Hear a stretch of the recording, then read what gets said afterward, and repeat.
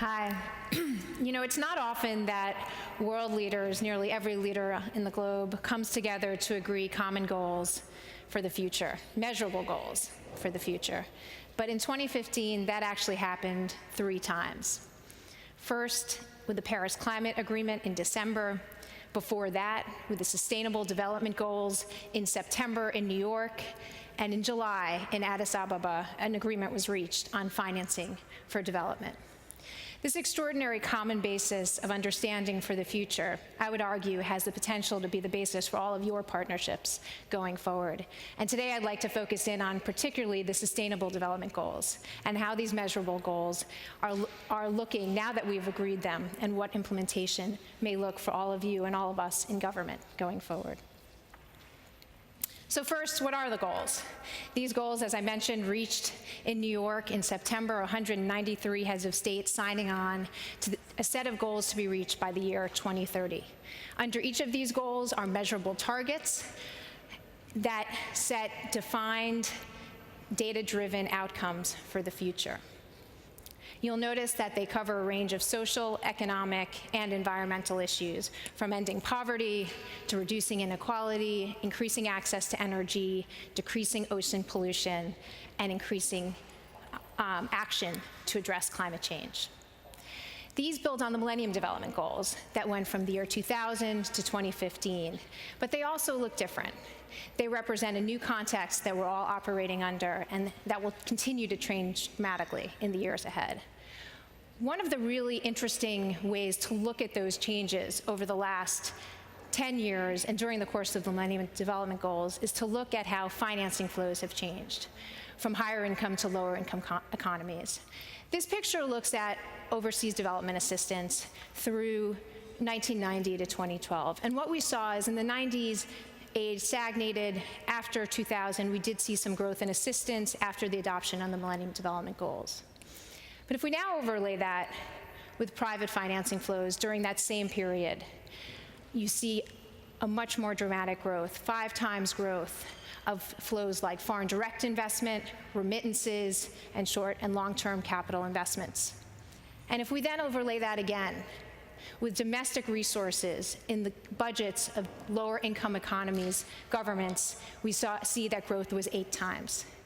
So this tells us we're operating in a very different picture, and one where in fact partnerships have to be the center of how any action occurs in the years ahead. So as a result, these new goals represent a really different kind of consensus. With the Millennium Development Goals, it was focused on developing countries only. These new goals are meant to be universal. That means every country in the world, including the US, will be measuring progress and looking at how we domestically and internationally can contribute to the realization of the goals. Where the MDGs were focused on social issues like health, hunger, and poverty, the Sustainable Development Goals cover those same issues, but are extended to a set of economic and environmental issues that also threaten our planet. Where the Millennium Development Goals focused on how assistance can be spent to improve conditions in lower income economies, these new goals now look at how investment in private dollars, assistance, and domestic resources can work together to achieve the outcomes we seek. Finally, where the Millennium Development Goals sought to measure progress in a more rigorous way, they often had to rely on modeled data or multi-year data lags to understand what progress was happening. But today, with mobile, social, geospatial data, in many areas we have at least the potential to do nearly real-time measurement of progress and enable all actors to adjust to the changes that we're seeing. Finally, a really big change we saw is what the launch of these goals looked like in September. It's fair to say with the MDGs, they were launched by the usual suspects. Today, last September, we saw a really diverse set of global actors come together in support of the goals, from the Pope to Malala to our own President Obama to celebrities and citizens across the globe engaged with the goals in social media and television, mobile, in many different ways than what we saw in 2000. So what does the future look like? How do we actually start implementing this agenda and working together to do it? I'd like to just highlight the targets that sit underneath those goals. And under each goal is 6 to 10 targets that set, again, these measurable outcomes for the future. In fact, this week in New York, chief statisticians from around the globe are coming together to set indicators for each of these goals, each of these targets, things like ending newborn and child mortality, increasing female participation in the economy, reducing corruption. Chief statisticians are coming together to select indicators that every country in the world can comparably measure so that we can start understanding as the years unfold what progress looks like in nations across the globe.